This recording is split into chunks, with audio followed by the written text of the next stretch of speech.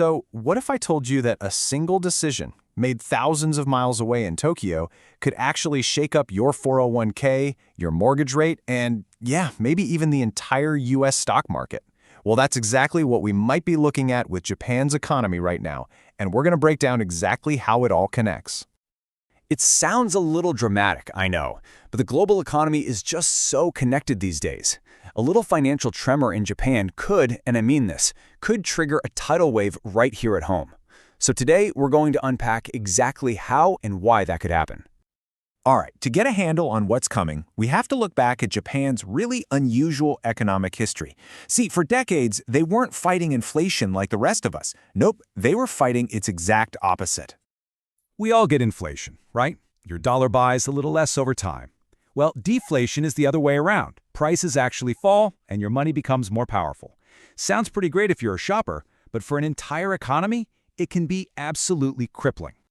So to fight this deflation problem, the Japanese government basically pulled out all the stops. They printed massive, and I mean massive amounts of money, and did something that's kind of hard to wrap your head around. They introduced negative interest rates. It's a totally bizarre concept, right? Normally, you get paid to lend money, but with negative interest, you actually have to pay to lend it. Japan's central bank did this to try and force money into the economy because it made it really unattractive to just let cash sit around in a bank. And, well, here's the big twist. After all those decades of trying to create inflation, their policies, plus all these global pressures, have finally worked. You could almost say they worked a little too well, because now Japan has an inflation problem and that whole era of free money is about to end. This is the pivot. This is what sets everything in motion. Okay, so what happens when Japan finally changes course? Well, this pivot creates three major ripple effects that are going to travel straight across the Pacific right to the United States. We're going to break down the unwinding of this massive investment scheme called the yen carry trade. Then, we'll look at a potential shock to the US government's ability to borrow money. And finally, a hidden risk that's kind of lurking in Japan's own housing market. Let's start with that first ripple. For years, Japan's near-zero interest rates fueled this hugely popular strategy for big investors and, the big Wall Street banks. The game was pretty simple. Borrow huge sums of Japanese yen for practically nothing, convert it all into US dollars, and then just pour that money into American assets. We're talking stocks, real estate, you name it. This whole thing created a massive kind of artificial demand for US investments. But here's the question. What happens when that free money tap in Japan gets turned off? Well, those investors pull out, and a huge source of buyers for US assets just vanishes.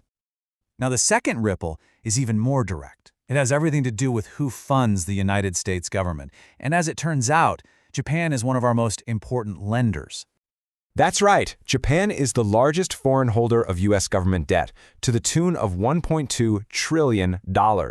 They've been an incredibly reliable customer for years, but that's probably about to change. I mean, just think about it from their perspective. For years, if they lent money to their own government, they'd get a negative return. But lending to the U.S. paid a few percent. It was a no-brainer.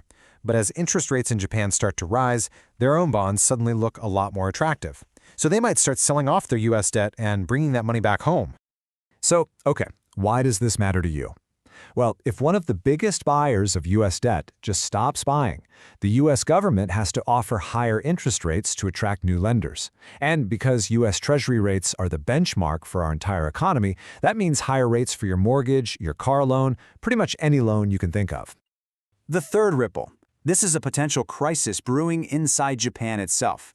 And you might think, well, that's a local problem. But in our globalized world, a major crisis in the world's fourth largest economy, it doesn't stay local for long. Okay, get this. A staggering 79% of all mortgages in Japan are variable rate. That means their monthly payments are directly tied to changing interest rates. So as the Bank of Japan raises rates to fight inflation, millions of homeowners could see their payments just spike. This chart really puts that risk into perspective. In the US, where the 2008 crash was partly caused by these risky variable rate loans, today less than 10% of our mortgages are structured this way.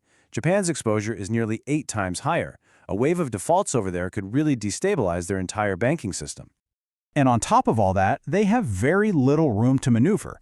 If you think the U.S. has a debt problem, well, Japan's national debt is nearly 240% of its entire economy.